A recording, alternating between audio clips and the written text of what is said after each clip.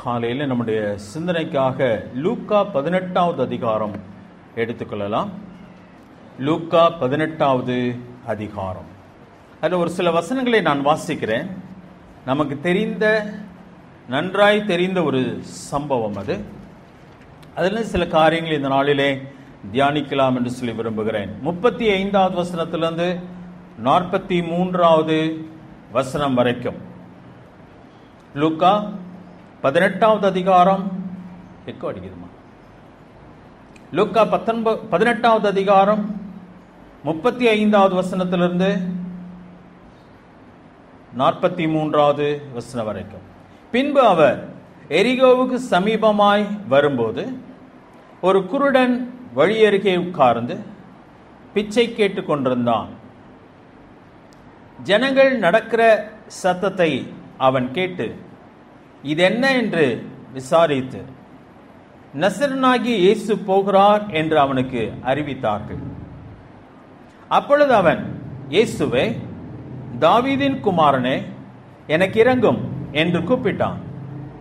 முன் நடப்பவர்கள் அவன் பேசாமல் இருக்கும்படி அவனை அதட்டினார்கள்.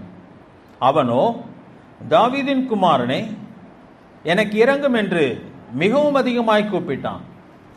இயேசு நின்று அவனை தம்மிடத்தில் கொண்டு வரும்படி சொன்னான். அவன் கிட்ட வந்தபோது அவர் அவனை நோக்கி, நான் உனக்கு என்ன செய்ய வேண்டும் என்றிருக்கிறாய் என்று கேட்டான். அதற்கு அவன், ஆண்டவரே, நான் பார்வையடைய வேண்டும் என்றான். இயேசு அவனை நோக்கி, நீ பார்வை அடைவாயாக, உன் விசுவாசம் உன்னை ரட்சித்தது என்றான். உடனே அவன் பார்வை அடைந்து தேவனை மகிமைப்படுத்திக் கொண்டே அவருக்கு பின் சென்றான். ஜனங்கள் எல்லாரும் அதை கண்டு தேவனை புகழ்ந்தார்கள். நன்றாய் தெரிந்த ஒரு சம்பவம், ஒரு அற்புதமான ஒரு காரியம். ஆண்டவர் இந்த பூமியிலே வாழ்ந்த பொழுது நன்மை செய்கிறவராய் சுற்றி திரிந்தார் சொல்லி வேதாகமம் மிகவும் தெளிவாய் சொல்கிறது. ஆண்டவர் இந்த பூமியிலே இருந்த பொழுது எல்லா மக்களுக்கும் அவர் உதவி செய்ய ஆயத்தமாயிருக்கிறார். He was available to everyone. யார் அவரை போய் பார்க்க வேண்டும் என்றாலும் அவர் அங்கே இருந்தார். அதுதான் அற்புதமான ஒரு காரியம். அது மட்டுமல்ல, அவருடைய வாழ்க்கையினாலே அல்லது அவர் இடைப்பட்டதினாலே, அவர் சிலரை சந்தித்ததினாலே அல்லது சிலர் அவரை வந்து சந்தித்ததினாலே அநேகருடைய வாழ்க்கை தலைகீழாய் புரட்டி போடப்பட்டது. இன்றைக்கு தேவன் அதற்காகவே இருக்கிறார் என்பது ஒரு காரியம். இன்னைக்கு அவரை அறிந்த நானும் நீங்களும் அதற்காகவே இந்த பூமியிலே வைக்கப்பட்டிருக்கிறோம் என்பதை உணர வேண்டும். எனக்காக தான் ஆண்டவரை ஏற்கனவே அறிந்தவர்களை பற்றி நான் சொல்கிறேன். எனக்காக தான் அவர், நான் கூப்பிட்றப்பெல்லாம் அவர் வரணும், நான் கேட்கிறப்பெல்லாம் அவர் எனக்கு உதவி செய்யணும், செய்வார், வேண்டாம் என்று சொல்லவில்லை. ஆனால் அதே ஆண்டவர் நம்மை பார்த்து என்ன சொல்லியிருக்கிறார் சொன்னா, நீங்கள் இந்த உலகத்திற்கு வெளிச்சமாக இருக்கிறீர்கள், நீங்கள் இந்த உலகத்திற்கு உப்பாய் இருக்கிறீர்கள் சொல்கிறார். நாம் இந்த உலகத்திற்கு வெளிச்சமாயும் உப்பாயும் இருக்கும்படியாய் நம்மை தெரிந்து கொண்டு அழைத்திருக்கிறார். நமக்கு அவர் உதவி செய்வாரா? நிச்சயம் செய்வார். ஆனால் நானும் நீங்களும் இந்த உலகத்தை தலைகீழாய் புரட்டும்படியாக, அநேகருடைய வாழ்க்கையை நன்மையை காணும்படியாக நாம் அழைக்கப்பட்டிருக்கிறோம். மறந்துடக்கூடாது. அப்படி அநேகருடைய வாழ்க்கையை ஆசீர்வதிக்கப்பட வேண்டுமானால் நம்முடைய வாழ்க்கை அநேகருக்கு அவைலபிளாக இருக்க வேண்டும். மற்றவர்களுக்கு நம்முடைய நேரம் கொடுக்கப்பட வேண்டும். நம்முடைய உதவி மற்றவர்களை போய் சேருவதற்கு ஏதுவாக நம்முடைய வாழ்க்கை வடிவமைக்கப்பட வேண்டும். நான் சொல்றது விளங்குதுன்னு நினைக்கிறேன். உங்களுக்கு எனக்கு நேரமே இல்லைங்க, என் குடும்பத்தை கவனிக்க எனக்கு நேரம் இல்லைங்க அப்படின்னு சொன்னா நான் யாருக்கும் பிரயோஜனம் உள்ளவனா இருக்கவே முடியாது. ஆண்டவராய் இயேசு கிறிஸ்து கூட சாப்பிடக்கூட நேரம் இல்லாது இருந்தார்னு சொல்லி வேதம் சொல்லுகிறது. சற்று ஓய்வெடுக்கும்படியாக இந்த கூட்டத்தை விட்டு பிரிஞ்சு இன்னொரு இடத்துக்கு போகிறார். படகேறி போகிறார். அங்கேயும் என்ன பண்ணிட்டாங்க, இவர் படகுல குறுக்க போறான்னு தெரிஞ்சோடனே கரவழியில் அப்படியே கடந்து சுற்றி வந்துட்டாங்க. அங்கேயும் அவருக்கு ஓய்வு எடுக்க நேரம் இல்லை. அவளை பார்த்த உடனே அவர் மனதுருகினார் சொல்லி வேதம் சொல்கிறது. அது மட்டுமல்ல, அவளோடு கூட அவளுக்கு உபதேசித்தார் சொல்லி வேதம் நேரம் கொடுத்தார் அவர்களுக்கு. யார் வேண்டுமானாலும் அவரிடத்தில் வரலாம் என்று சொல்லியவர். பெரிய அனௌன்ஸ்மெண்ட்லாம் கொடுக்கல, போஸ்டர் அடிச்செல்லாம் ஒட்டல. ஆனா அது நடந்தது. குஷ்டரோகி அவரிடத்தில் ஓடி வந்தான். சாதாரணமாக குஷ்டரோகிகள் அந்த நாட்களிலே வாழும் பொழுது யாராவது குறுக்க வருவார்களானால் அவன் அசுத்தம் அசுத்தம் சொல்லி சத்தம் போடணும். ஒருவேளை அவன் அப்படி சத்தம் போடாமல் மற்றவர்கள் அருகிலே வந்துவிட்டு இவன் குஷ்டரோகின்னு சொல்லி அவர்களுக்கு தெரிய வருமானால் கல்லெடுத்து எறிந்து விடுவார்கள். அது அந்த நாட்களில் இருந்த பழக்கம். யார் அருகிலும் அவர்கள் போக முடியாது. அவர்கள் பட்டணத்தை விட்டு வெளியே இருப்பார்கள். ஈவன் சொந்த குடும்பத்தார், மனைவி, பிள்ளைகள், அவர்கள் அவனிடத்திலே போக மாட்டார்கள். தூரத்திலே போய் சாப்பாடை வச்சுட்டு வந்துடுவாங்க. அவங்க எடுத்துட்டு போயிடுவாங்க. சொந்த வீட்டிற்கு கூட அவர்கள் வர முடியாது. என்று சொன்னால் அந்த நாட்களில் குஷ்டரோகம் என்பது கொடூரமான ஒரு வியாதி. சுகமாக்க வழி இல்லை, பரவும் ஒரு வியாதியாக கருதப்பட்டபடினாலே, அது அசுத்தமும் நாற்றமும் பிடித்த ஒரு வியாதியாக இருந்தபடினாலே சமுதாயம் அவர்களை ஒதுக்கி வைத்திருந்தார். ஆனால் யோவான் மத்திய 8வது அதிகாரத்திலே வாசிக்கும் பொழுது ஆண்டவர் மலை பிரசங்கத்தை முடித்துவிட்டு, மலையிலே உட்கார்ந்த ஜனங்களுக்கு பிரசங்கம் செய்து முடித்துவிட்டு அவர் அங்கிருந்து கீழே இறங்கி வரும் பொழுது ஒரு குஷ்டரோகி ஓடி வந்து அவரை பணிந்து கொண்டான் சொல்லி 2வது வசனத்திலே வாசிக்கிறோம். மத்திய 8வது அதிகாரம் 2வது வசனம். அப்பொழுது குஷ்டரோகி ஒருவன் வந்து அவரை பணிந்து ஆண்டவரே என்று சொல்கிறான். அவனுக்கு என்ன தெரிந்திருந்தது என்று சொன்னால், நான் போனால் அவர் என்னை விரட்ட மாட்டார், கல்லறிய மாட்டார் என்பது அவனுக்கு தெரிந்திருந்த அது தெரிந்திருந்ததுனால்தான் அவன் அவர் அருகிலே ஓடி போய் அவருடைய பாதத்திலே விழுகிறான், பணிகிறான். அவர் எல்லாருக்கும் அவைலபிளா இருந்தார். பெரும்பாடுள்ள ஸ்திரீயை பற்றி மார்க்கில் வாசிக்கிறோம். பெரும்பாடுள்ள ஸ்திரீ, அதாவது உதிரப்போக்கு, அது தீட்டு என்று சொல்லி இன்றைக்கும் அழைக்கப்படுகிறது. அது அந்த நாட்களிலே ஒதுக்கி வைக்கப்படுவார்கள். அந்த நாட்களிலே பெண்கள் தீட்டாக அது கருதப்பட்டார்கள். வேதாகமும் அப்படியே சொல்லுகிறது. ஆனால் அப்படிப்பட்ட ஒரு பெண் மறைந்து வந்து இயேசுவின் வஸ்திரத்தை தொட்டாள். அதற்கு அவர் எதுவுமே சொல்லவில்லை. உன் விசுவாசம் பெரியது என்று தான் சொன்னார். போய் சுகமாயிரு என்று சொல்லி, உன் வேதனை நீங்கி சுகமாயிரு என்று சொன்னார். அந்த பெண் பயந்தாள். ஏனால் தொடுவது ஒரு ஆணுடைய வஸ்திரம். ஏராளமான ஜனங்கள் எங்கே இருக்கிறார்கள், யாருக்கும் தெரியாமல் தொட்டு சுகத்தை பெற்றுவிட்டு போய்விடலாம் என்று சொல்லி யோசித்தாள். ஆனால் ஆண்டவரோ அதை வெளிப்படுத்தி விட்டார். பயந்து போனால், தன்னை திட்டுவாரோ விரட்டுவாரோ என்று சொல்லி எண்ணினாள். ஆனால் அவள் தொட்டு சுகம் பெற்று சந்தோஷமாய் சமாதானத்தோட திரும்பி போனான். யூத மத தலைவர்கள் அன்றைக்கு ஆண்டவரை வெறுத்தார்கள். ஆனால் அதன் மத்தியிலிருந்தும் யூத சில தலைவர்கள் வந்து அவரிடத்திலே தங்கள் தேவைகளை தைரியமாய் கேட்டாள். அதிலே யவீரு என்று சொல்லி மனிதன், அந்த மனிதன் தைரியமாய் வருகிறான். காரணம் என்ன சொன்னா, தான் போனால் அவர் என்னை ஒதுக்க மாட்டார் என்பது அவனுக்கு தெரிந்தது. ரோம அதிகாரிகள், இயேசுவை சிலுவையில் அறைந்தவர்கள், கொடூரமானவர்கள் என்று சொல்லி எண்ணப்பட்டவர்கள், அவர்கள் மத்தியிலே அவர்கள் புறஜாதிகள், அவர்கள் மத்தியிலிருந்து சிலர் வந்தார்கள் அவரிடத்துல. அப்படியானால் ஆண்டவர் எல்லாரையும் ஏற்றுக்கொள்கிறவராக, எல்லாரையும் அரவணைக்கிறவராக இருந்தார். நான் தான் சொன்னேன், அவர் போஸ்டர் அடிச்சு அதை ஒட்டவே இல்லை, எல்லாரும் என்கிட்ட வரலாம் அப்படி சொல்லல. ஆனா அவருடைய வாழ்க்கை அப்படிப்பட்டதாக இருந்தது.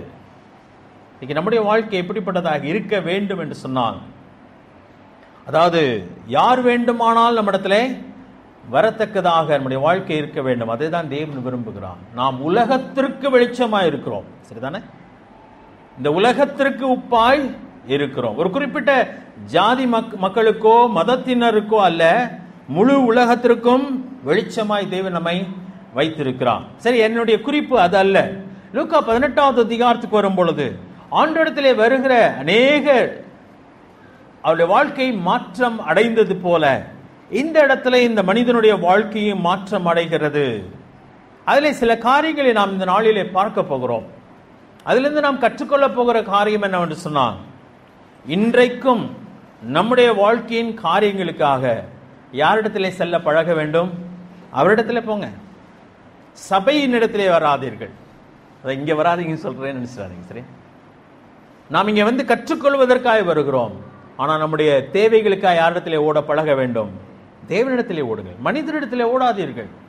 மனிதர்கள் ஒருவருக்கொரு உதவி செய்ய வேண்டும் என்பது உண்மைதான். நான் உதவி செய்ய வேண்டும், நீங்களும் உதவி செய்ய வேண்டும். ஆனால் நம்முடைய நம்பிக்கை யார் மேலே வைக்கப்பட வேண்டும் என்று சொன்னால், தேவைகள் வரும் பொழுது, நெருக்கங்கள் வரும் பொழுது, புரிந்து கொள்ள முடியாத சூழ்நிலைகள் வரும் பொழுது யாரை நோக்கி பார்க்க வேண்டுமானால் அது நம்முடைய ஆண்டவராய் இயேசு கிறிஸ்துவை நோக்கி பார்க்க பழக வேண்டும். இல்லைன்னா என்ன நடந்துரும் சொன்னா, என்னை யாருமே பார்க்க மாட்டாங்க, யாருமே கண்டுக்கிட மாட்டாங்க, யாருமே எனக்கு உதவி செய்ய மாட்டாங்க சொல்லி மனிதர்களை குறை சொல்லி சாடுகிறவளாய் மாறி போவோம். வேதம், பழைய ஏற்பாட்டு நியாயப்பிரமாணம் யாரிடத்திலே நம்மை வழி நடத்துகிறதாம்? கிறிஸ்துவனிடத்திலே நம்மை வழி நடத்துகிறது. அதான் கலாத்தியரில் வாசிக்கிறோம். கிறிஸ்துவனிடத்திலே நம்மை வழிநடத்தும் உபாத்தியாய், ஆசிரியனாய் அது இருக்கிறது. வேத புஸ்தகமே நம்மை அவரிடத்தில் தான் வழி நடத்த வேண்டும். எல்லாம் ஏன்ட்ட வாங்க, நான் உங்களுக்காக ஜெபம் பண்றேன், உங்க கஷ்டத்தெல்லாம் நான் நீக்கி வச்சிருவேன் சொன்னா, ஐயா எனக்கே கஷ்டம் இருக்கே, நானே யார்கிட்ட தான் ஓடணும்? அவரிடத்தில் நான் ஓட வேண்டும். அப்படியானால் நான் என்ன கற்றுக் கொடுக்க வேண்டும் மக்களுக்கு? அவர் இடத்திலே ஓடுங்கள். அவர்தான். இந்த மனுஷனுடைய வாழ்க்கையின் சூழ்நிலையை நாம் பார்க்கலாம். லூக்கா 18வது அதிகாரம் 35வது வசனத்தை நான் வாசிக்க போகிறேன். பின்பு அவர் எருசலேமுக்கு சமீபமாய் வரும்போது ஒரு குருடன் வழி அருகே உட்கார்ந்து பிச்சை கேட்டுக் கொண்டிருந்தான். வேறொரு இடத்துல இவனுடைய பேர் சொல்லப்பட்டிருக்கிறது. இவன் பேர் பெத்லெமேயு. நிறைய இடத்துல நிறைய பேருடைய பெயர்கள் சொல்லப்படவே இல்லை. உவமைகளிலே அது உவமையா கதையா உண்மையான சம்பவமான்னு சொல்லி தெரியாது. லாசர் என்ற ஒரு மனிதனுடைய பெயர் சொல்லப்பட்டிருக்கிறது. லாசர் என்ற பெயர் சொல்லப்பட்டதுனாலே அது உவமை கிடையாதுங்க, உண்மையா நடந்தது, ஆண்டுக்கு தெரிந்ததுனாலே அதை சொல்லுகிறார் என்று சொல்லி அநேகர் சொல்கிறார். உண்மையாக இருக்கலாம், நானும் அப்படியே நம்புகிறேன். இந்த மனுஷனுடைய பெயர் பர்த்தலமேயு. பிரபலமான அல்லது ஒரு நல்ல குடும்பத்தை சேர்ந்தவனாக இருந்திருக்கலாம், அல்லது அதன் பின்பதாக அவன் ஒரு பிரபலமான மனிதனாக அவன் மாறி இருக்கலாம். அவனுடைய பெயர் இங்கே குறிப்பிடப்பட்டிருக்கிறது. ஆனால் இவனுடைய நிலைமை எப்படி இருந்தது முன்பு என்று சொல்லி பார்த்தால், இவன் குருடனாக இருந்தான், பார்வை இல்லாதவனாக இருந்தான். அவன் பிச்சை கேட்டுக் கொண்டிருந்தான் என்று சொன்னால் அவன் ஏழ்மையிலே அவன் வாழ்ந்தான் என்பதிலே சந்தேகம் ஒன்றும் இல்லை. மூன்றாவது, அவனுடைய நிலைமை, ஒருவேளை அது வசனத்தில் இல்லை, அவனுடைய நிலைமை நம்பிக்கையற்ற நிலைமையிலே இருந்தது. நம்பிக்கை இல்லாத ஒரு நிலைமை. ஏன் சொன்னா அவன் பார்வை இனிமே கிடைக்கும்ன்ற நம்பிக்கை இல்லை. பிச்சை எடுத்து பெரிய ஆளாக முடியுமா? இன்னைக்கு முடியும்னு நினைக்கிறேன் நம்ம ஊர்ல. அதான் ஈஸியான வேலைன்னு நினைக்கிறேன்.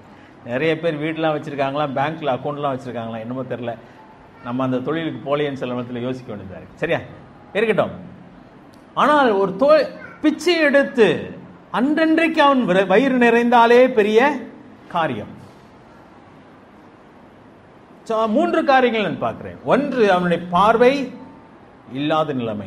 இனிமேல் அவனுக்கு பார்வை கிடைக்க வாய்ப்பே இல்லை. அவனுடைய நிலைமை, அவன் வாழ்க்கையை இருளடைந்தது. கண்கள் இருளாக இருந்தால் உன் சரீரம் முழுவதும் இருளாக இருக்குமே சொல்லி ஆண்டு சொல்கிறார். கண்கள், மனக்கண்களை பற்றி சொல்லும் பொழுதும் ஒரு மனிதனுக்கு படிக்க தெரியவில்லை என்று சொன்னால் அவனுடைய வாழ்க்கையே எப்படிதான் இருக்கும்? இருளாக இருக்கிறதுன்னு சொல்லி தமிழ்ல வாசிச்சு. அப்ப சரீர கண்கள் இருளா இருக்குமானால் அவன் வாழ்க்கை இருள் தான். அவன் வெளிச்சத்தை பார்த்ததும் இல்லை. வெளிச்சம் என்றால் என்ன என்று சொல்லி அவனுக்கு விளக்கி சொன்னால் அவனுக்கு விளங்க போவதும் இல்லை. இந்த அழகான உலகத்தை அவன் கண் திறந்து பார்க்க முடியாது. தன்னை பெற்ற பெற்றோரினுடைய முகத்தை அவனால் பார்க்க முடியாது. தன்னை நேசிக்கிறவர்கள் தன்னை பார்த்து புன்முறுவல் செய்வதை அவனாலே பார்க்க முடியாது. எவ்வளவு பரிதாபமான ஒரு நிலைமை. கண்கள் சரீரத்துக்கே ஒரு ஒளியாய் கொடுக்கப்பட்டிருக்கிறது. ஆனால் இவனோ பார்வையற்றவனாக இருக்கிறான். இவன் ஏழையாக இருக்கிறான். நம்பிக்கையற்ற நிலைமையிலே அவன் காணப்படுகிறான். இதுதான் அவனுடைய நிலைமை. ஆனால் இவன் வாழ்க்கையிலே ஒரு நாளிலே ஒரு காரியம் நடைபெற்றது. அதான் அங்க அற்புதமான ஒரு காரியம். அதுதான் தெய்வம் செய்கிற ஒரு காரியம். இந்த உலகம் சொல்லுது நல்ல நேரம் வந்துருச்சு, எனக்கு அதிர்ஷ்டம் வந்தது அப்படி சொல்லுகிறது. ஆனால் வேதம் சொல்லுகிறது தேவன் நமக்கு கொடுக்கிற நல்ல வாய்ப்புகள். அதிர்ஷ்டம் என்பது அல்ல. வேதம் அதிர்ஷ்டத்தை பற்றி பேசுகிறது. எதுவுமே தற்செயல் அல்ல. Nothing is an accident. ஒரு மனுஷனுடைய வாழ்க்கை எல்லாமே தேவன் திட்டமிட்ட காரியங்கள். அப்ப அப்படிப்பட்ட ஒரு மனிதனுடைய வாழ்க்கையிலே ஒரு காரியம் நடந்தது.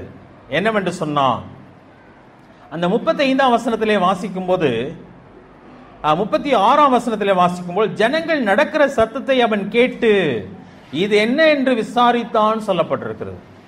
ஜனங்கள் எப்பயுமே நடக்கதான் செய்வாங்க. அன்னைக்கு மட்டுமா நடந்தாங்க? ஆனா அதுக்கு முந்தின வசனத்திலே கவனிப்போமானால், அவர் எரிகோவுக்கு சமீபமாய் வரும்போது அந்த ஊருக்கு இயேசு வருகிறார். அந்த ஊருக்கு இயேசு வந்ததினாலே வழக்கமாய் நடக்கிற மக்களுடைய கூட்டத்தை காட்டிலும் அதிகமாக இங்கே கூட்டம் நடந்து கொண்டிருக்கிறது. வேகமாய் நடக்கிறார்கள். ஏதோ சலசல என்று சொல்லி பேசுகிறார்கள். சற்று வித்தியாசமான சூழ்நிலை காணப்படுகிறது. இவனால் பார்க்க முடியாதனாலே அது என்ன என்பதை அவனால் புரிந்து கொள்ள முடியவில்லை. ஒரு வித்தியாசமான சூழ்நிலை ஏற்படுகிறது. அது மட்டுமல்ல, என்னவென்று சொல்லி அவன் விசாரிக்கிறான். மனுஷன் சற்று என்ன ஒரு ஸ்ரூடுன்னு சொல்லுவாங்க இல்லையா, எவனோ நடக்கிறான், இங்கே போறாங்க, யாரோ நம்மளுக்கு என்ன சும்மா உட்காந்து நம்மளுக்கு 4 காசு கிடைக்காதா அப்படி யோசிக்கல. அவன் ஏதோ வித்தியாசமா நடக்கிறதே அது என்ன என்று சொல்லி யோசிக்கிறான். சரியா? ஞாயிற்றுக்கிழமை வரும்போது எத்தனை பேர் எதிர்பார்த்து வரீங்க? என்னன்னு கேட்குறீங்களா? என்ன எதிர்பார்த்து வரேன்ட்டு? இன்றைக்கு இந்த நாள் வித்தியாசமாக இருக்கட்டும் ஆண்டவரே அப்படி சொல்லி எதிர்பார்த்து வர வேண்டும். உம்முடைய வசனம் எனக்கு வித்தியாசமாய் நான் காண்பதற்கு எனக்கு நீர் உதவி செய்ய வேண்டும். வித்தியாசமாய் புதிதாக என்னோடு கூட பேசும், புதிய காரியங்களை எனக்கு காட்டும். வழக்கம் போல வந்து வழக்கம் போல எழுந்து போவதல்ல. அவன் எதிர்பார்க்கிற ஒரு மனிதனா, என்ன நடக்கிறது என்ன நடக்கிறது என்று சொல்லி விசாரிக்கிறான். ஒரு நல்ல குணம். சரியா? ஆண்டவர் ஒரு வாய்ப்பை ஏற்படுத்துகிறார். அந்த ஊருக்கு வருகிறார். ஏன் வந்தார்னு சொல்லி எனக்கு தெரியல, உங்களுக்கு தெரியல. நான் நினைக்கிறேன் ஆண்டவர் அறிந்துதான் அந்த ஊரின் பக்கம் வருகிறார். இந்த மனுஷனை சுகப்படுத்த வேண்டும் என்பது அவருடைய ஆசையாய் இருந்திருக்க வேண்டும். அவனை சுகப்படுத்துகிறார். ஆனால் நாம் யோசித்து பார்க்கும்போது தேவன் நோக்கத்தோடு கூட வருகிறார். நோக்கத்தோடு கூட வரும்பொழுது ஒரு மனிதன் அங்கே ஒரு எச்சரிப்போடு கூட உட்கார்ந்து இருக்கிறான். அதாவது ஒரு அலர்ட்டா உட்கார்ந்து இருக்கிறான். என்ன நடக்கிறது என்பதை யோசிக்கிற ஒரு மனிதனா இருக்கிறான். அவனுக்கு ஒரு செய்தி சொல்லப்படுகிறது. 37வது வசனத்தை பாருங்க. நசரேயனாகிய இயேசு போகிறார் என்று அவனுக்கு அறிவித்தார்கள். ஒருவேளை அந்த சலசலப்பை அவன் கண்டு கொள்ளாமலும் விசாரியாமலும் இருந்திருப்பானால் யார் போனார் என்பதை அவனுக்கு தெரிந்திருக்க வாய்ப்பில்லை. ஏதோ நிறைய பேர் நடக்கிறாங்க, என்னமோ செஞ்சிட்டு இருக்கிறாங்க அப்படின்னு இல்லை. அவன் விசாரிக்கிறான். ஒண்ணு தெரியுமா, நமக்கு கொடுக்கப்படுகிற வாய்ப்புகள் எல்லாமே தேவனிடத்திலிருந்து வருகிற வாய்ப்புகள். தேவன் ஒரு வாய்ப்பை கொடுப்பாரானால் அதற்கு பின்பதாக அவருடைய வாழ்க்கை அவருக்கு ஒரு நோக்கம் உண்டு. சரியா? சிலருடைய வாழ்க்கையில் நீங்க இந்த சர்ச்சுக்கு பக்கத்தில் குடியிருந்ததுனால தான் எங்க வந்தீங்க? நீங்களாம் திருமங்கலத்திலிருந்து வரீங்க. அதெல்லாம் ஆச்சரியமான காரியம். சிலர் இந்த தெருவில் குடியிருந்ததுனால தான் எங்க நுழைஞ்சீங்க தப்பா நினைச்சுறாங்க. சரியா? ஆனா தேவன் சிலருக்கு சில வாய்ப்புகளை கொடுக்கிறார். ஏதோ ஒரு வாழ்க்கையினால் ஏதோ ஒரு காரியத்தில் எனக்கு ஒரு வாய்ப்பு கொடுக்கிறார். லிசா உங்க வீட்டில் தங்கச்சி இங்க வந்தா இல்லையா? இங்கே குடியிருந்ததுனால அங்கே தேவன் ஒரு நோக்கத்தோடு கூட இந்த இடத்துல நம்மை வைக்கிறார், நம்மை கொண்டு வருகிறார். நான் அடிக்கடி யோசிப்பேன், நான் பிறந்த வீட்டிலே ஒருவேளை நான் பிறவாமல் வேற எங்கேயாவது பிறந்திருப்பேனே, ஆனால் இந்த மேன்மையான காரியம் எனக்கு கிடைக்காமலே போயிருக்கலாம். அது தெய்வம் செய்த காரியம். நான் செஞ்ச புண்ணியமும் அல்ல, என்னை பெற்றவர்கள் செய்த புண்ணியமும் அல்ல. தேவன் எனக்கு கொடுத்த ஸ்லாக்கியம்.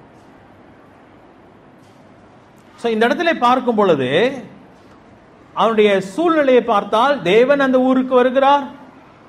இவனும் விசாரிக்கிறான்.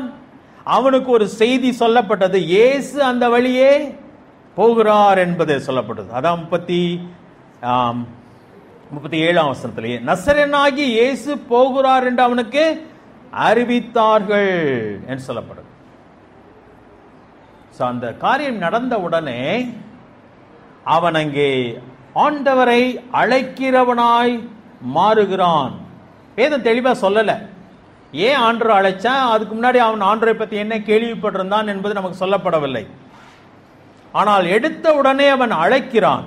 37ஆம் வசனத்துல வாசிக்கும் பொழுது அதை அறிவித்தார்கள் சொல்லி வாசிக்கிறோம். அப்பொழுது அவன், இயேசுவே தாவீதின் குமாரனே எனக்கு இரங்கும் என்று கூப்பிட்டான். அதுக்கு முன்னாடி இயேசு அவனுக்கு தெரியுமான்னு சொன்னா கேள்விப்பட்டிருக்கிறான். என்ன கேள்விப்பட்டிருக்கலாம்? அவர் செய்த அற்புதங்களை அவன் கேள்விப்பட்டிருக்கலாம். அவரை பற்றி பலர் சொல்வதை கேள்விப்பட்டிருக்கலாம். இன்றைக்கு அவனுக்கு வாய்ப்பு கிடைத்திருக்கிறது. இயேசு அவன் வாழ்க்கையின் அருகிலே வருகிறார், அவனை கடந்து போகிறார் என்பதை தெரிந்த உடனே அவன் ஆண்டவரை அழைக்கிறவனாய் இருக்கிறான். எப்படி கூப்பிட்டு 37ஆம் வசனத்துல, அப்பொழுது அவன், இயேசுவே எனக்கு இரங்கும் என்று அவன் கூப்பிட்டு இருக்கலாம். ஏன்னா இயேசுன்ற பெயர் தான் அவனுக்கு சொல்லப்பட்டது. இயேசு போகிறார் என்று அவனுக்கு அறிவித்தார்கள்.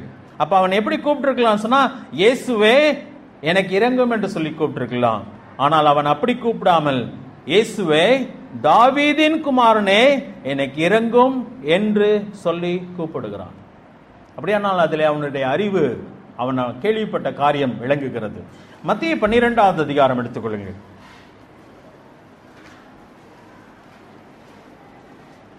பார்வையில்லாத ஒரு மனிதன் இயேசுவை தாவீதின் குமாரனாக பார்த்தான். தாவீதின் குமாரன் சொன்னா என்ன அர்த்தம்?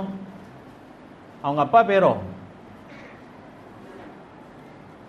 நம்மளை போல மனிதர்கள் நம்ம அப்படிதான் யோசிப்போம். ஆனால் நம் ஆண்டவருடைய வேதத்தை அறிந்திருக்கிறபடினாலே அவர் யார் என்று சொல்லி அறிந்தவனாக இருக்கிறான். அவர்தான் மேசியாவாக இருக்க வேண்டும். அப்ப அவன் எப்படி அவரை தாவீதின் குமாரன் சொல்லி அறிந்து கொண்டான்னு சொன்னா, அவர் அற்புதம் செய்கிற காரியங்களை பற்றி கேள்விப்பட்ட உடனே அவன் ஒரு காரியத்தை விசுவாசிக்கிறான். அவர் யாராக தான் இருக்க வேண்டும்? தாவீதின் குமாரனாய், அதாவது உலகத்தின் இரட்சகராக, மேசியாவாக, அவர் தெய்வமாக தான் இருக்க வேண்டும் என்பதை விசுவாசிக்கிறான், அதை வெளிப்படுத்துகிறான். மத்திய 12ஆவது அதிகாரத்தில் பார்த்தீங்கன்னா 22ஆம் வசனத்தை வாசிக்கிறேன். மத்திய 12:22. அப்பொழுது பிசாசு பிடித்த குருடும் ஊமையுமான ஒருவன் அவரிடத்தில் கொண்டு வரப்பட்டான். 3 காரியம் அவனுக்கு இருந்துச்சு. பிசாசு இருந்துச்சு, அவன் பார்வை இல்லாதவனாக இருந்தான், ஊமையானாக இருக்கிறான்.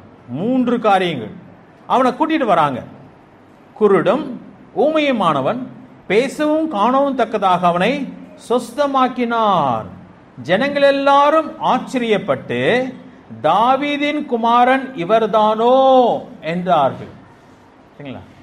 சோ இயற்கையாகவே இஸ்ரேல் ஜனங்களுக்கு ஒன்னு தெரியுது, அவர் இவ்வளவு பெரிய அற்புதத்தை செஞ்ச உடனே இவர் யார் நினைக்கிறாங்க? தாவீதின் குமாரன் இவர்தானோ?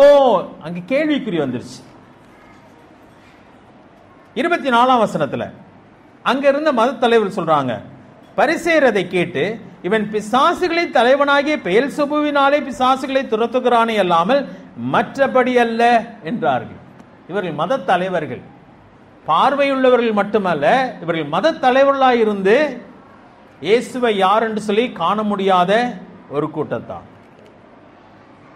அவங்க சொல்றாங்க, இல்ல இல்ல இல்ல இல்ல இல்ல, இவர் ஒன்னும் ரட்சகரும் கிடையாது, கடவுளும் கிடையாது, தாவீதின் குமாரனும் கிடையாது. இவன் எதனால துரத்துறான்? பிசாசின் தலைவனாலே பெயல்செபூவினாலே துரத்துக்கிறான் சொல்லிட்டாங்க. ஜனங்களும் இவர்தான் தாவீதின் குமாரனோன்னு சொன்னவங்களும் ஓஹோ அப்படியா அப்படின்னு போயிட்டாங்க. ஆனால் லூக்கா 18ஆவது அதிகாரத்தில் நாம் வாசிக்கிற இந்த பர்த்தலமேயு பார்வை இல்லாத ஒரு மனிதன் என்ன கேள்விப்பட்டானோ எனக்கு விளங்கல, தெரியாது. எப்படியெல்லாம் கேள்விப்பட்டான், யாரும் சொன்னாங்களா தெரியல எனக்கு. ஆனா அவன் இந்த இயேசுவை யார் என்று காண்கிறான்? தாவீதின் குமாரன், இரட்சகர் என்பதை காண்கிறான். இவர்தான் தெய்வம் என்பதை கண்டு அவன் இயேசுவை இயேசுவே என்று சொல்லி அழைக்காமல் தாவீதின் குமாரனே எனக்கு இறங்கும் என்று சொல்லி அழைக்கிறான். சரியா? இந்த அப்ளிகேஷன் வாஸ் ப்ராப்பர்லி அட்ரஸ்ட். அதாவது ஒரு அப்ளிகேஷன் போட்டா யாருக்குன்னு போடணுமா போட வேணாமா? சரியா அட்ரஸ் பண்ணும். ஒரு லெட்டர் போட்டாலும் ப்ராப்பர் அட்ரஸ் இருக்கும், அப்பதான் அது போய் சேரும். ஸோ ஆண்டவரை அவன் அழைத்த பொழுது சரியாக அட்ரஸ் பண்ணுகிறான். சரியா? ரொம்ப முக்கியமான ஒரு காரியம். நம்முடைய வாழ்க்கையின் தேவைக்காக ஆண்டவரிடத்திலே போகும் பொழுது யாரிடத்திலே போகிறோம்? நல்லா நீங்க தான் பதில் சொல்லணும். யார்கிட்ட போறீங்க? ஆதியாகமத்தில் ஒரு சம்பவம், அழகான ஒரு சம்பவம். ஆதியாகமம் 24வது அதிகாரத்தில் 42வது வசனம். ஆபிரகாமின் குமாரன், ஆபிரகாமுடைய மகன் ஈசாக்குக்கு பெண் பார்க்கும்படியாக அனுப்பப்பட்ட எலியேசர் அவன் போய் அட்ரஸ் பண்றான், ஜெபம் பண்றான். சரியா? அவன் எப்படி ஜெபம் பண்ணான்னு சொன்னா 42வது வசனத்துல, அப்படியே நான் இன்று துறவண்டியில் வந்து என் எஜமானனாகிய ஆபிரகாமின் தேவனாகிய கர்த்தரே என்று சொல்லுகிறான். அட்ரஸ் பண்ணுறான். ஒருவேளை நான் நினைக்கிறேன் எலியேசர் வந்து அது யாருடைய எஜமான, யாருடைய தெய்வம் சொல்றான்? தன் எஜமானனின் தெய்வம். ஆனா இன்றைக்கு ஆண்டவரை நம்ம எப்படி சொல்லலாம்? நம்முடைய ஆண்டவர் அவர் யார் என்று சொன்னால் உலகத்தின் இரட்சகர். ஒரு குறிப்பிட்ட மதத்தை சேர்ந்தவர் அல்ல, ஒரு இனத்தை சேர்ந்தவர் அல்ல, அவர் உலகத்தின் இரட்சகர். சொல்லும்போது தாவீதின் குமாரன் என்று சொல்கிறார். காரணம், இஸ்ரேல் ஜனங்கள் தாவீதின் வம்சத்தில் தான் யார் வரணும், இரட்சகர் வருவார் என்பது அவர் நம்பியிருந்தபடினாலே அட்ரஸ் பண்ணுகிறான். சரியா? யாரிடத்திலே போகிறோம்? இந்த மனுஷன் ரொம்ப வித்தியாசமான ஒரு மனுஷன். அவன் ஆண்டிடத்திலே போகிறவனாயிருக்கு. அவனுடைய சூழ்நிலை பார்த்தா பிச்சைக்காரன், பார்வையில்லாதவன், நம்பிக்கை இல்லாதவன். ஆனால் அவன் தெளிவுள்ளவனாக காணப்படுகிறான். ஒரு சலசலப்பு வந்தவுடனே அவன் சுதாரிப்படைகிறான். என்ன என்று சொல்லி கேட்கிறான். இயேசு போகிறான் என்று சொன்னார்கள். உடனடியாக அவன் என்ன பண்ணுகிறான் சொன்னா, இயேசுவே தாவீதின் குமாரனே எனக்கு இறங்கும் என்று கூப்பிடுகிறான். இவ்வளவு நாள் என்ன கூப்பிட்டுருப்பான்னு நினைக்கிறீங்க? அந்த நிமிஷம் வரைக்கும் என்ன கூப்பிட்டுருப்பான்? அம்மா, தாயே, ஏதாவது பிச்சை போடுங்களேன்னு தான் கூப்பிட்டுருப்போம். ஏன்னா அவன் பிச்சை எடுக்கிறவன். ஆனால் சரியான நேரம் வந்த பொழுது சரியான நபரை அவன் கூப்பிடுகிறான். ரொம்ப முக்கியமான ஒரு காரியம். நம்ம ஆலயத்துக்கு வந்தாச்சு, ஆண்டவரை தெரிஞ்சாச்சு, யாரை கூப்பிடுகிறோம்? பிள்ளைகளுக்கு நான் சொல்கிறேன், ஆண்டவரை கூப்பிட பழகணும். அப்பா அம்மா தான் நமக்கு எல்லாம் செய்யறாங்க, இல்லைன்னு சொல்லல. ஆனால் அப்பா அம்மாவுக்கு நமக்கு செய்யத்தக்கதான பலனை யார் தான் கொடுக்க முடியும்? தேவன் கொடுக்க முடியும். உங்களுடைய வாழ்க்கை துணையை தேடும் பொழுது யாரை நோக்கி பார்க்க வேண்டும்? உன் ஃப்ரெண்டா? இவன் நல்லா இருக்காளாடா, இவன் நல்லா இருக்கானா? இல்லை, தயவுசெய்து அப்படி உங்க வயசுல இருக்கிறவனை போய் ஆலோசனை கேட்டேன்னா அது அந்த ஆலோசனை வந்து விளங்காத ஆலோசனையா தான் இருக்கும். ஆண்டவருடைய முகத்தை பார்க்க வேண்டும். அவரிடத்துல கேளுங்க, எல்லாவற்றையும் அவரிடத்துல கேட்க வேண்டும். ஆண்டவரே, என் தகப்பனாரும் தாயாரும் எனக்கு பெண் பார்க்கும் பொழுது அல்லது மாப்பிள்ளை பார்க்கும் பொழுது அவர்களுக்கு ஆலோசனை நீர்த்தாரும், ஞானத்தை நீர்த்தாரும். அவருடைய முகத்தை நான் நோக்கி பார்ப்போமானால் தேவன் நம்மை செம்மையாக வழி நடத்துவார். சரியா? அது அற்புதமான ஒரு காரியம். எந்த தேவையானாலும், படிப்பை பற்றியதான தேவையானாலும், திருமண காரியங்கள் வந்தாலும், உயர் படிப்புகளுக்கு போகக்கூடிய சூழ்நிலைகள் வந்தாலும் அவரை நோக்கி பார்க்க பழக வேண்டும். அதுக்காக அவர் நம்ம பக்கத்தில் இருக்கிறாரு. நமக்கு உதவி செய்ய தான் நம்ம அருகிலே அவர் நிற்கிறார். இவ்வளவு பெரிய தேவன் நம்மோடு கூட இருக்கும் பொழுது அவரை நோக்கி பார்க்காமல் எங்கேயோ நாம் நோக்கி பார்ப்போமானால் அது மதியீனமாய் போய்விடும். வாய்ப்பை இழந்தவர்களாய் போய்விடுவோம். எந்த குறைவானாலும். யோவான் 2வது அதிகாரத்திலே வீட்டிலே திராட்சரசம் இல்லை. இப்ப மரியாள் சொன்ன ஆலோசனை சொன்னா, அவர் என்ன சொல்லுகிறார் அதன்படி செய்யுங்கள். அவரை நோக்கி பாரு, அவரை பார்த்துட்டே இருங்க, அவர் என்ன சொல்றாருன்னு பாருங்க. அதான் முக்கியமான ஒரு காரியம். ஆண்டவரிடத்திலே நாம் நோக்கி பார்க்க பழக வேண்டும். அந்த மனுஷன் சரியாக அவரை நோக்கி கூப்பிடுகிறான். வேற யாரையும் கூப்பிடல. சலசல நிறைய பேர் போயிட்டு இருந்தாங்க. அவன் சத்தமிட்டு கூப்பிடுகிறவனாக இருக்கிறான். அது மட்டுமல்ல, அந்த கூப்பிடுதலிலே ஒரு காரியத்தை பார்த்தீங்கன்னா 37ஆம் வசனத்துல எனக்கு இறங்கும் என்று கூப்பிடுகிறான். அப்படின்னா என்ன அர்த்தம்? இறங்கும் என்று சொன்னான், எனக்கு தகுதி கிடையாது, இயேசுவே உன் பேரை சொல்லக்கூட எனக்கு என்ன இல்லை, தகுதி இல்லை, எனக்கு உதவி செய்ய வேண்டிய அவசியம் உமக்கு இல்லை, ஆனா எனக்கு என்ன பண்ணுங்க, இரக்கம் பாராட்டுங்க, தயவு செய்து எனக்கு உதவி செய்யுங்க, என் மேல இறக்கப்பட்டு எனக்கு உதவி செய்யுங்க, அப்படிதான் கேட்கிறான். நிறைய நேரத்தில் ஆண்டவரை பார்த்து நம்ம கட்டளை எடுக்கிறோம், இல்ல அவரிடத்தில் உதவி கேட்க வேண்டும், அவர் இரக்கம் பாராட்டுவது, அதுதான் உண்மையான காரியம். வேதாகமம் தான் சொல்கிறது, எனக்கு இரக்கம் பாராட்ட வேண்டும். எனக்கு அவர் செய்யணும்னு என்ன கட்டாயம் இருக்கு? ஒண்ணுமே இல்லைங்க. அவரை விட்டு நம்ம எப்பயோ தூரமா போயிட்டோம், அவரை என்றைக்கோ நாம் பகைத்து விட்டோம், அவரை அவமானப்படுத்தி விட்டோம், அவரை விட்டு தூரமாய் போய்விட்டோம். ஆனா இன்றைக்கு நாம் அவரிடத்தில் போகும்போது அவர் எனக்கு உதவி செய்ய வேண்டிய அவசியம் இல்லை, ஆனால் உதவி செய்ய அவர் ஆயத்தமாய் இருக்கிறார். ஆனால் நாம் கேட்க வேண்டிய விதம் என்னன்னு சொன்னா, ஆண்டவரே எனக்கு இரக்கம் பாராட்டும், எனக்கு இறங்கும். அது ரொம்ப முக்கியமான ஒரு காரியம். அங்கே அவன் அதை சொல்லுகிறான். சரியா? முதலாவது அவன் சரியாக கூப்பிடுகிறான், சரியான அந்த அட்ரஸ் பண்ணுகிறான். இரண்டாவது இரக்கம் என்று சொல்லுகிறான். மூன்றாவது அவனுக்குள்ள பாத்தீங்கன்னா அவன் தொடர்ச்சியாய் கூப்பிடுகிறான். 38ஆம் வசனத்துக்கு வரலாம். முன் நடப்பவர்கள் அவன் பேசாமல் இருக்கும்படி அவனை அதட்டினார்கள். இவன் பலமா கூப்பிட்ட உடனே மற்றவங்களுக்கு கஷ்டமாயிருது. இயேசு வராரு, சத்தம் போடாத, அமைதலாருன்னு சொல்றாங்க. எல்லாரும் அவனை சத்தம் போட வேண்டாம் என்று சொல்லுகிறார்கள். ஆனால் 38ஆம் வசனத்துல பாத்தீங்கன்னா அவனோ தாவீதின் குமாரன் எனக்கு இறங்கும் என்று மிகவும் அதிகமாய் கூப்பிட்டான். ஏன் நினைக்கிறீங்க? இவரை விட்டா எனக்கு யாருமே உதவி செய்ய இல்லைன்றத விசுவாசத்தை அவன் அங்கே வெளிப்படுத்துகிறான். அவர் மட்டும்தான் எனக்கு உதவி செய்ய முடியும். எத்தனையோ பேருடைய வாழ்க்கையை மாற்றி இருக்கிறார், என் வாழ்க்கையை மாற்றுவார், இவரை நான் இந்த வாய்ப்பை விட்டுவிடக் கூடாது என்று சொல்லி சத்தமிடுகிறவனாக இருக்கிறான். அது நம்முடைய விசுவாசத்தை காட்டுகிறது. ஒரு நாள் கேட்பது, 2 நாள் கேட்பது, அதோடு கூட போய்விடுவது என்று சொன்னால் அப்படி அல்ல. நான் தொடர்ந்து அவரிடத்திலே கேட்க வேண்டும்.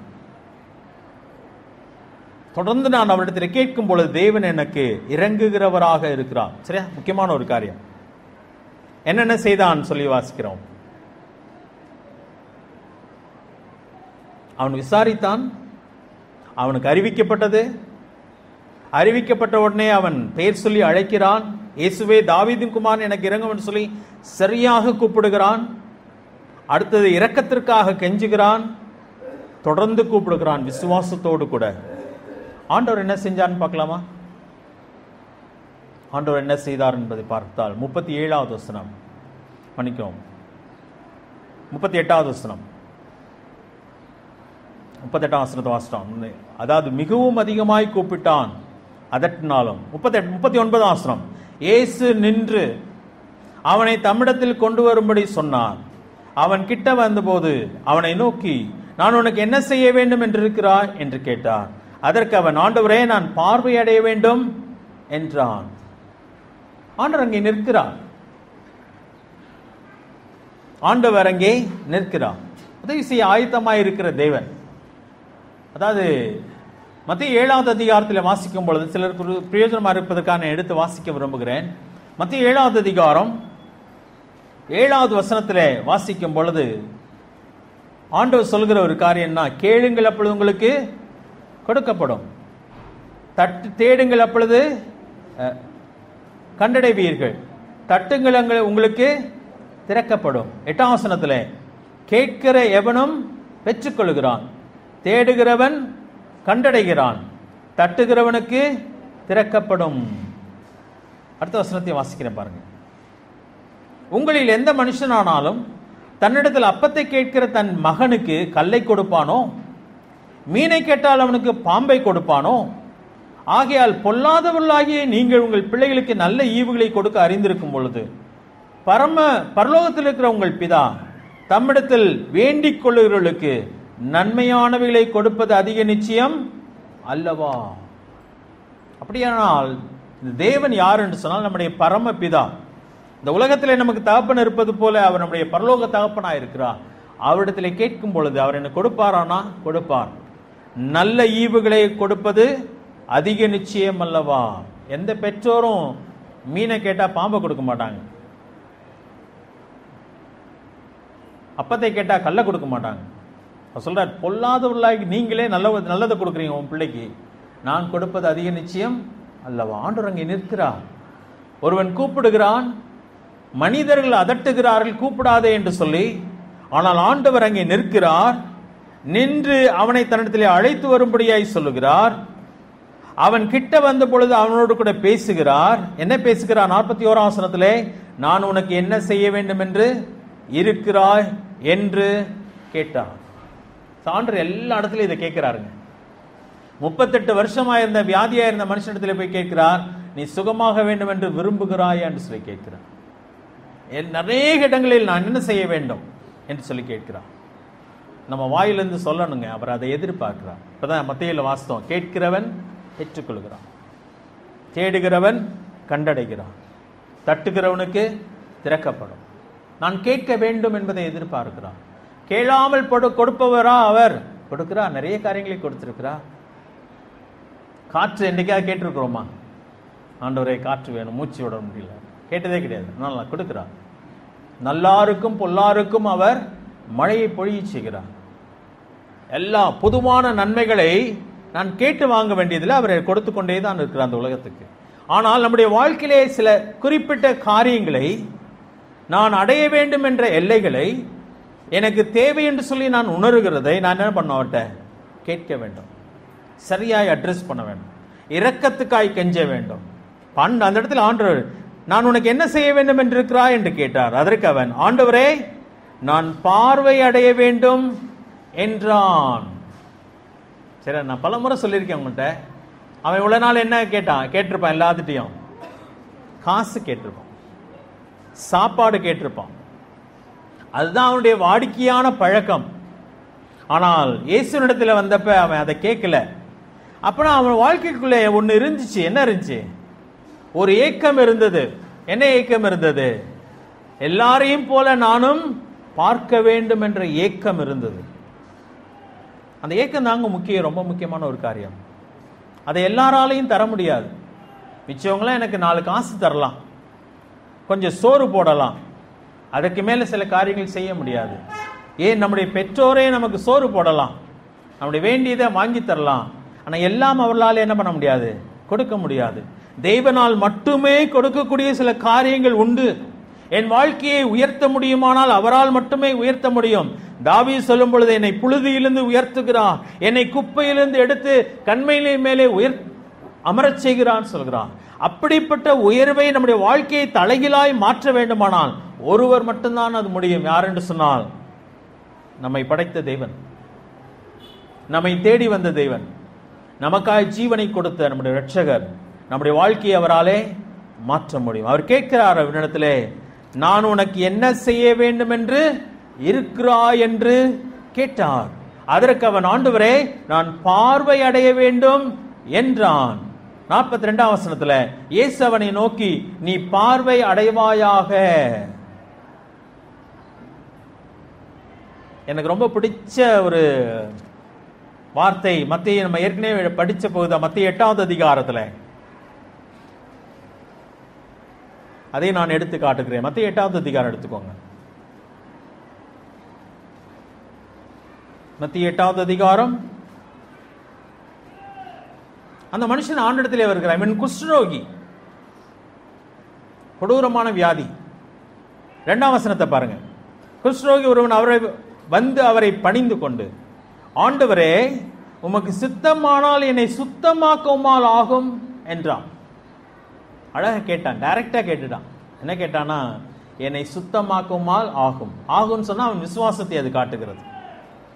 உம்மாலே முடியும் ஆண்டவரே, என்னை சுத்தமாக்க முடியும். ஏன்னா அவன் அசிங்கமா இருக்கிறான், அசுத்தமா இருக்கிறான், புண் பிடிச்சி சலம் பிடிச்சு கைகள் எல்லாம் விரல்கள் எல்லாம் குட்டை ஆகி போய் அசிங்கமா இருக்கிறான். அவனாலேயே அவனை பார்க்க முடியவில்லை. சொல்கிறான், நான் சுத்தமாக வேண்டும். 3ஆம் வசனத்தை வாசிக்கலாம்.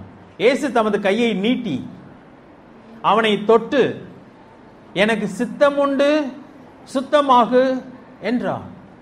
என்ன அழகான ஒரு காரியம் இல்ல? இங்கே பார்வை அடைவாயாக என்றார், அங்கே சொல்லுகிறார் சுத்தமாகு என்றார். எனக்கு சித்தம் உண்டுன்னு சொல்றான். ஏன்னா அவன் சித்தம் உண்டானால் என்னை சுத்தமாக்குமாக சொன்னதுனால ஆண்டு சொல்கிறார், எனக்கு சித்தம் உண்டு, நீ சுத்தமாக சொன்னான். இங்கே நான் பார்வை அடைய வேண்டும் என்று சொன்னான், நீ பார்வை அடைவாயாக என்று சொன்னான். அதாவது அன்னைக்கு ஒருத்தர் பேசும்போது அவர் சொல்ற காரியம் என்ன சொன்னா, he created the new eye in the body. அவன் கண்ணு கெட்டு போன கண்ணு. டாக்டர்ஸ் போனா இதுக்கு மேல ஒன்றும் செய்ய முடியாதுங்க, கண்ணு போச்சு அப்படி சொல்லுவாங்க. அப்ப ஆண்டவர் அதை ரிப்பேர் பார்க்கல, he created new eye, ஒரு புதிய கண்ணை அங்கே உருவாக்கினார். உலகத்தை அவர் எப்படி உண்டாக்கினார்? உண்டாக கடவுது என்றார், உண்டாயிற்று. அதே போல இங்கே பார்வை அடைவாயாக என்றார், அவனுக்கு புதிய கண்கள் உருவாயிற்று. விரல் எல்லாம் சின்னதாயிருச்சு, அழுகி அழுகி அழுகி எலிகள் சாப்பிட்டு அப்படியே பாதி பாதி விரல்கள் தான் இருக்குது. சுத்தம் ஆவாயாக என்று சொன்ன பொழுது அவன் கையில் என்னாச்சு? தண்ணியை விட்டு கழுவி இருப்பாங்களா? இல்லை, புதிய சரீரத்தை அவனுக்கு கொடுத்தான். இதாங்க அற்புதமான ஒரு காரியம். தேவனா மனுஷனால் செய்ய முடியாத தேவன் நம்முடைய வாழ்க்கையிலே செய்றான். வாழ்க்கையை திருப்பி போடுகிறான், அப்படியே புதிதாக்குகிறான். 2 கொரிந்தியர் 5:17 வாசிக்கும் பொழுது, அவன் கிறிஸ்துவுக்குள் இருந்தால் அவன் புது சிருஷ்டியாய் இருக்கிறான் சொல்லப்படுகிறது. நம்முடைய வாழ்க்கையை மாற்றி அமைக்கிறான். அப்ப இன்னைக்கு நம்முடைய வாழ்க்கை மாறாததுக்கு காரணம் தேவனுக்கு சித்தமில்லை என்று சொல்ல போறோமா? அவரால் முடியவில்லை என்று சொல்ல போகிறோமா? அல்லது நான் கேட்கிற விதத்திலே நான் இன்னும் அவரிடத்திலே கேட்கவில்லை என்பதை சொல்ல போகிறோமா? ஆண்டு சொல்லுகிறார், கேட்கிற எவனும் பெற்றுக்கொள்கிறான். கேட்டு பாருங்களேன். ஒருவேளை அடுத்த நிமிஷத்தில் எல்லாம் நடந்து விடும் என்று சொல்லி எதிர்பார்க்காதீங்க. அதுதான் இந்த லூக்கா 18 வாசிக்கும் பொழுது அவன் கூப்பிட்டோன்னே என்ன அடுத்த ரெஸ்பான்ஸ் எங்க இருந்து வந்துச்சு? மக்கள்கிட்ட இருந்து வந்துச்சுங்க. ஏய் சத்தம் போடாதரா, அமைதலாடுறா, ஏய் கூப்பிடாதரா, அமைதலாடுறா, கூப்பிட்டு போயல அமைதலா உட்கார்றா, அப்படிதான் வந்துச்சு. அப்படியானால் அவன் அதை தாண்ட வேண்டியதா இருந்துச்சு. நமக்கு அநேக தடைகள் ஆண்டவரை நோக்கி கூப்பிட நான் யோசிக்கும் பொழுது, அல்லது நான் ஆண்டவரை நோக்கி கூப்பிடும் பொழுது உடனடியாக என் அருகில் இருக்கிற சிலர் என்ன சொல்றாங்க, ஜெபம் பண்ண உடனே கிடைச்சிருமாக்கும், நீ கேட்ட உடனே அப்படியே எல்லாம் வந்துருமாக்கும் அப்படி சொல்லுவாங்க. ஐயா, வெளியில இருக்கவன் சொல்லுவான்னு நினைக்காதீங்க. நம்ம அருகில் இருக்கிற இன்னொரு விசுவாசியை நம்ம என்ன பண்ணுவாங்க? கவுத்தி போட்டுருவாங்க. அதையெல்லாம் தாண்ட வேண்டும். என் தேவன் என் வாழ்க்கையில செய்ய வல்லவர் என்பதை நான் அதனால் நிரூபிக்க வேண்டும். சத்தம் போடாத அமைதலாயது என்று சொன்ன பொழுது அங்கே நம்ம வாசிக்கிற ஒரு காரியம், அவன் தாவீதின் குமாரனை எனக்கு இறங்கும் என்று சொல்லி இன்னும் அதிகமாய் கூப்பிடுகிறான். எவ்வளவு நேரம் கூப்பிட்டான்னு எனக்கு தெரியலங்க. ஒருவேளை ஆண்டவர் அங்கே இருந்து வரும் பொழுதே சத்தம் போட ஆரம்பிச்சுட்டான். ஆண்டவர் கடந்து போக மட்டும் சத்தம் போடுகிறான். சில நேரத்தில் ஆண்டவர் தாமதம் பண்ணுகிறான். கூப்பிட்ட உடனே கேட்கிற மாதிரி அவர் நடத்துகிறதில்லை. ஆண்டவர் அமைதலாக இருக்கிறார். மத்திய 20வது அதிகாரத்துல இதே மாதிரி 2 பார்வை இல்லாத மனிதர்கள் ஆண்டவரை நோக்கி கூப்பிட்டார்கள். அங்கே 30ஆம் வசனத்தை வாசிக்கிறேன். மத்திய 20:30. அப்பொழுது வழி அருகே உட்கார்ந்திருந்த 2 குருடர் இயேசு அவ்வழியாய் வருகிறார் என்று கேள்விப்பட்டு, ஆண்டவரே தாவீதின் குமாரனை எங்களுக்கு இறங்கும் என்று கூப்பிட்டார்கள். அவர்கள் பேசாதிருக்கும்படி ஜனங்கள் அவர்களை அதட்டினார்கள். அவர்களோ, ஆண்டவரே தாவீதின் குமாரனை எங்களுக்கு இறங்கும் என்று சொல்லி கூப்பிட்டார்கள். ஆண்டவர் அந்த குருடர்கள் கூப்பிடும் பொழுது இன்னொரு இடத்துல அவர் வீட்டுக்குள்ள போயிடுவார். கேட்டுக்கொள்ளாமல் இவங்க கூப்பிடுறதை காதிலேயே வாங்காம அவர் வீட்டுக்குள்ளே போய் விடுவார். இவங்க 2 பேரும் போய் அவரை தேடி போவாங்க. ஆனா ஆண்டவர் அதுக்கப்புறம் தான் கேட்பார், உங்களுக்கு என்ன வேணும்னு சொல்லி கேட்பார். நான் உங்களை குருட பார்வையடை செய்ய முடியும்னு சொல்லி நீங்க நம்புறீங்களான்னு கேட்பார். நம்புகிறேன்னு சொல்வார். ஆண்டவர் சுகப்படுத்துவார். அநேக சம்பவங்கள் வேதாந்தத்தில் எழுதப்பட்டிருக்கு. ஒவ்வொரு இடத்திலும் வித்தியாசமாய் தேவன் செயல்படுகிறார். நான் எதற்காக சொல்கிறேன்னா, சில நேரத்தில் ஆண்டவர் உடனடியாய் நமக்கு செவி கொடுக்கிறவர் அல்ல. ஏன் உடனடியாய் செவி கொடுக்க மாட்டேன் என்கிறார் என்று சொன்னால், என் விசுவாசத்தை அவர் சோதிக்கிறார். என்னை நம்புகிறானா நம்பலையா? இந்த மனுஷனை தடை செய்தார்கள், கூப்பிடாத அமைதலாயிரு என்று சொல்லி. ஆனால் அவனோ சத்தமாய் கூப்பிட்டான். ஆண்டவர் அவனை கனப்படுத்துகிறவராக இருக்கிறார். ஒரே ஒரு காரியம் சொல்லி நான் முடிச்சுறேன். லூக்கா 18வது அதிகாரம் எடுத்துக்கொள்ளலாம். 42ஆம் வசனத்திலே நீ பார்வை அடைவாயாக என்று சொன்னார். அதுக்கப்புறம் இன்னொரு காரியம் சொல்கிறார் பாருங்களேன், உன் விசுவாசம் உன்னை ரட்சித்தது என்றார். ஆண்டவருடைய வல்லமை அவனை குணமாக்கிற்றா, அவன் விசுவாசம் அவனை குணமாக்கிற்றா? ரெண்டும் அழகா சொல்லிட்டாங்க. உண்மைதான், தேவனுடைய வல்லமை எங்கே இருந்தது. பொருள் இவனுக்கு விசுவாசம் இல்லாம எல்லாரும் அதட்டினோடனே அமைதியாக இருந்திருப்பானே, ஆனால் இவன் என்ன இருக்க முடியாது, பார்வை அடைந்திருக்க வாய்ப்பில்லை. ஆனால் ஆண்டவர் என் வல்லமையினாலே உன்னை குணப்படுத்துகிறேன் என்று சொல்லாமல் சொல்கிறார், உன் விசுவாசம் உன்னை ரட்சித்தது என்று சொல். அவர் வல்லமை யாரை வேண்டுமானால் சுகமாக்க முடியும். அவரிடத்தில் வந்து யாருமே வெறுமையாய் போகிறதில்லை. ஆனால் யார் ஒருவன் விசுவாசம் இல்லாதவனாக அவரிடத்திலே வராமல் போகிறானோ அவன் அதை பெற்றுக்கொள்ளாமல் போகிறான். அப்ப இந்த மனுஷன் அவரிடத்திலே வந்து அவரை விசுவாசித்ததினாலே அவன் பெற்றுக்கொள்கிறான். அன்று அவனை பெருமைப்படுத்துகிறான், தன்னை பெருமைப்படுத்தவில்லை. பத்தியான என்ன அழகா சோம்படுத்திட்டேன் சொல்ல, அவர் என் வல்லமையை பார்த்தாயா என்று சொல்லவில்லை. ஆண்டு சொல்கிறார், உன் விசுவாசம் உன்னை ரட்சித்தன்னு சொல்கிறார். அவனை பெருமைப்படுத்துகிறான். 43ஆம் வசனத்துல உடனே அவன் பார்வை அடைந்து தேவனை மைமைப்படுத்தி கொண்டே அவருக்கு பின் சென்றான். காலையில ஆராதனை நேரத்தில் இந்த காரியத்தை தான் பார்த்தோம். தேவனை அவன் மைமைப்படுத்தினான். எப்படி மைமைப்படுத்தி இருப்பான்? அங்கே அவருடைய பாதத்தில் என்ன பண்ணிருப்பான்? விழுந்திருப்பான். சத்தமா அவரை பெருமையாய் சொல்லியிருப்பான், ஆண்டவரே என்னை சுகமாக்கி விட்டேன்னு சொல்லி கதறி இருப்பான், அழுதிருப்பான், குதிச்சிருப்பான். தேவனை மைமைப்படுத்தினான். அதுக்கப்புறம் பார்த்தீங்கன்னா அவருக்கு பின் சென்றான். இதுதான் அற்புதமான ஒரு காரியம். சரிங்க ஆண்டவர், நான் போயிட்டு வரேன், வீட்டுக்கு போறேன் அப்படி சொல்லல, அவரை பின்பற்றுகிறவனாக மாறினான். அப்ப அவர் இவனை மைமைப்படுத்தினார், இவனும் தேவனை மைமைப்படுத்துகிறான். ரெண்டு காரியம் ரொம்ப முக்கியமான ஒரு காரியம். என் வாழ்க்கை மாற்றம் அடையும் பொழுது எனக்கு அது பெருமையா பெருமை இல்லையா? பெருமை, பயங்கர சந்தோஷம். என் வாழ்க்கையில் தேவன் பெரிய காரியத்தை செய்யும் போது அவ்வளவு பெரிய சந்தோஷம். அடுத்தது நம்ம செய்ய வேண்டிய ஒரு காரியம், அவரை நான் பெருமைப்படுத்த வேண்டும். எல்லாருக்கும் முன்பதாக அவரை பெருமைப்படுத்த வேண்டும், அவரை நான் பின்பற்ற வேண்டும். அதனுடைய விளைவை பாருங்க. 43ஆம் வசனம் கடைசியில ஜனங்கள் எல்லாரும் அதை கண்டு தேவனை புகழ்ந்தார்கள். சோ 3, அவர் அவனை பெருமைப்படுத்துகிறார், அவன் அவரை பெருமைப்படுத்துகிறான், கடைசியில ஜனங்களும் அவரை புகழ்ந்தார்கள். எவ்வளவு பெரிய விளைவு ஏற்படுது. அதுதான் தேவனுடைய சந்தோஷம். தேவன் அதுதான் விரும்புகிறார். நம்முடைய வாழ்க்கையில் எவ்வளவு காரியங்கள் ஆண்டிடத்திலிருந்து பெற்றுக்கொண்டிருக்கிறோம். ஒண்ணுமே பெறவில்லையா? நிறைய பேருக்கு ஞாயிற்றுக்கிழமை வரக்கூட நேரம் இல்லைங்க, சரியான நேரத்துக்கு வர முடியலைங்க, ஏன்னா நிறைய வேலை இருக்கு. ஆண்டவரே ஞாயிற்றுக்கிழமை கூட மகிமைப்படுத்த நமக்கு முடியல. காரணம் என்ன சொன்னா, அவர் எனக்கு செய்த காரியத்தை என்னால் முழுமையா நினைத்து பார்க்க எனக்கு முடியவில்லை. கூட்டம் ஆரம்பிப்புக்கு முன்னாடியே வர முடியாது.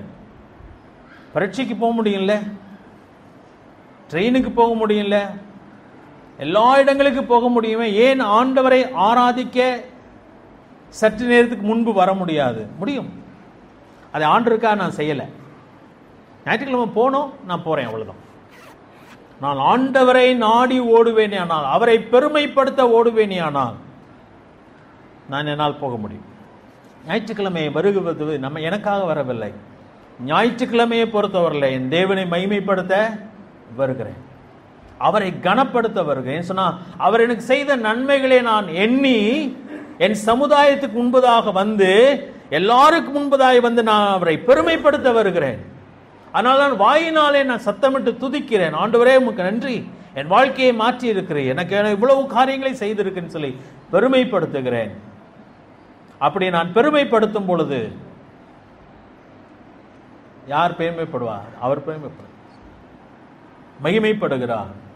இதை பார்க்கிற உலகமும் உங்க ஆண்டவர் பெரியவருங்க அப்படி சொல்லுவாங்க. உங்க ஆண்டவர் பெரியவர். அதனுடைய விளைவு என்னவா இருக்குன்னா, அவங்களும் யார்கிட்ட ஓடி வருவாங்க? ஆண்டிடத்திலே ஓடி வருவாங்க. தேவன் அதை எதிர்பார்க்கிறார். நம்முடைய வாழ்க்கையை மாற்ற விரும்புகிறார். அவர் நம்ம அருகிலே நிற்கிறார். அவர் வானத்திலேயே இருந்திருக்கலாம், ஏன் பூமிக்கு வர வேண்டும்? மனிதனாக நம்முடைய வாழ்க்கையை மாற்றுவதற்காக. ஒருவனும் கெட்டு போகாமல் எல்லாரும் நித்திய ஜீவனை அடையும்படிக்கு அவர் இந்த பூமியிலே வந்தார், நம்மை தேடி வந்தார். இழந்து போனதை தேடவும் ரட்சிக்கவே மனுஷகுமாரன் உலகத்திலே வந்திருக்கிறார். அதற்கு உதாரணமாக தான் அந்த பூமியில் அநேக மனிதர்களை அவர் சந்தித்தார். சில மனிதர்கள் அவரை வந்து சந்தித்தார்கள், அநேக மனிதர்கள் இவர் போய் சந்தித்தார். அநேகருடைய வாழ்க்கையை அவர் தலைகளாய் மாற்றினார். இன்னைக்கும் அதே ஆண்டவர் நம்முடைய வாழ்க்கையை மாற்ற வல்லவர். உங்களுடைய தேவை என்னன்றது எனக்கு தெரியாதுங்க. உங்க மனசுல சில ஏக்கங்கள் இருக்கும், அந்த ஏக்கம் எனக்கு தெரியாது.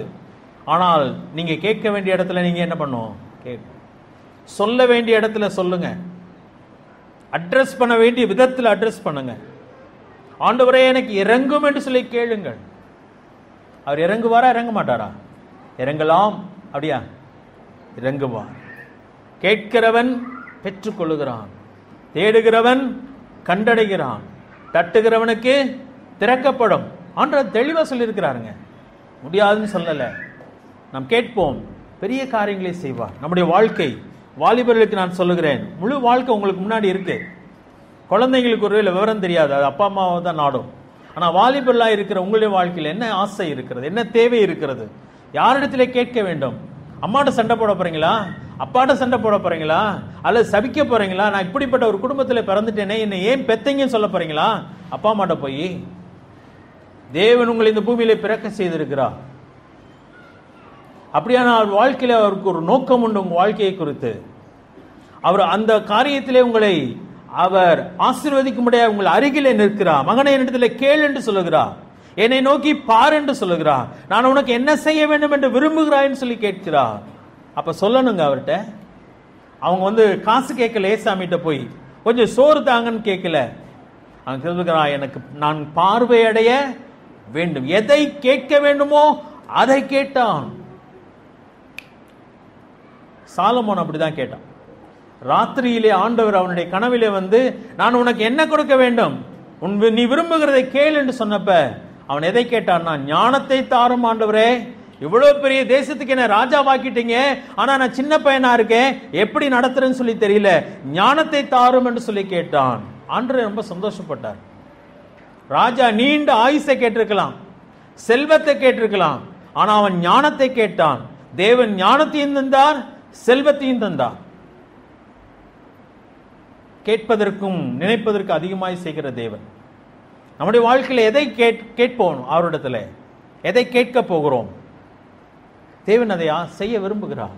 நம்முடைய வாழ்க்கையில் ஆண்டவரே நான் இப்படி இருக்க வேண்டும், நான் இப்படி உம்மை மகிமைப்படுத்த விரும்புகிறேன், என் வாழ்க்கையில நான் இதை சாதிக்க விரும்புகிறேன், என் வாழ்க்கையில நான் இப்படி ஆக வேண்டும் என்று விரும்புகிறேன் சொல்லி ஆண்டவரிடத்துல சொல்லுங்க. தனிமையாய் சொல்லுங்க, கதறுங்க அவரிடத்திலே போய். ஒரு நாள் அல்ல, தொடர்ந்து அதை கேளுங்கள். நிச்சயமாய் தேவன் உங்கள் வாழ்க்கையில் அதை செய்வார். ஒரு நாள் வந்து என்கிட்ட சொல்லுங்க, இவ்வளவு நாள் நான் கேட்டேன், என் வாழ்க்கையில செஞ்சான்னு சொல்லுங்க. அதை விட சந்தோஷம் இந்த உலகத்தில் வேற எதுவுமே. அவர் உங்களுக்கு செய்வாரானால் அவரை மகிமைப்படுத்துங்கள், அதை எல்லாரிடத்திலும் சொல்லுங்கள், அவரை பின்பற்றுங்கள், அவரை மகிமைப்படுத்துங்கள். உங்களுடைய வாழ்க்கையை பார்த்து அநேகர் யாரை பின்பற்றுவாங்க? அவரை பின்பற்றுவாங்க. அநேகர் தேவனை மகிமைப்படுத்துவார். தலை தாழ்த்துவோம், ஒரு நிமிஷம் கண்களை மூடி இருக்கலாமா? நம்முடைய தேவனை போல் வேறொரு தேவன் இல்லை. உட்கார்ந்து அழுதுட்டே இருக்கிறதுல பிரயோஜனம் இல்லை,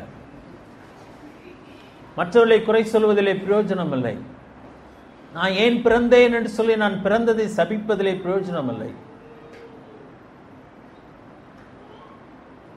அரிது அரிது மானிடனாய் பிறப்பது அரிது என்று சொல்லி புலவன் சொல்லுகிறான்.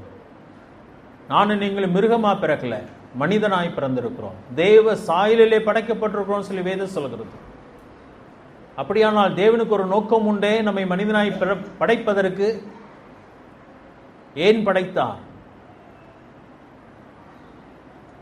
வீணா இருக்கும்படியே படைத்தாரோ? இல்லையே. நம்மை ஆசீர்வதிக்க அவர் விரும்புகிறார், நம் அருகிலே நிற்கிறார், நம்மை கடந்து போகிறார். என்னை கூப்பிட மாட்டானா என்று சொல்லி அவர் எதிர்பார்க்கிறார். கூப்பிட்ட பொழுது அவர் நிற்கிறார், அவனை அழைத்து வர சொல்கிறார். உனக்கு என்ன செய்ய வேண்டும் என்று நீ விரும்புகிறாய் என்று சொல்லி கேட்டார். ஆண்டவரே நான் பார்வை அடைய வேண்டும் என்று சொன்னான். நீ பார்வை அடைவாயாக, உன் விசுவாசம் உன்னை ரட்சித்தது என்று சொல்லி அவனை புகழுகிறார். உடனே அவன் பார்வை அடைந்தான், தேவனை மைமைப்படுத்தினான், அவருக்கு பின் சென்றான். எத்தனை அற்புதமான ஒரு நிகழ்ச்சி! ஏன் அது வேதாந்தத்தில் எழுதப்பட்டிருக்கிறது? நானும் நீங்களும் அதை அறிந்து நம்முடைய ஆண்டவரிடத்திலே அவனைப் போலவே கேட்கலாமே என்பதை மறைமுகமாய் சுட்டி காட்டுகிறது. கேட்போமா? செல்வத்தை கேளுங்கள் என்று சொல்லவில்லை, சரியானதை கேளுங்கள். உங்களுடைய உண்மையான தேவை என்ன?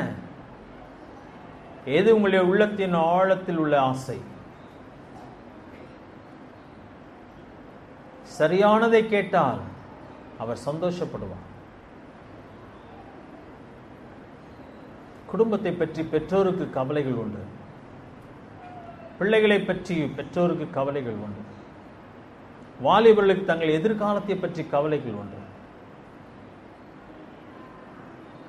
தேவனுடைய பிள்ளைகளுக்கு தேவனை மகிமைப்படுத்துகிற, தேவனுக்காய் வாழுகிற காரியத்தை குறித்து கவலை உண்டு. ஏன் கேட்கக்கூடாது அவரிடத்துல?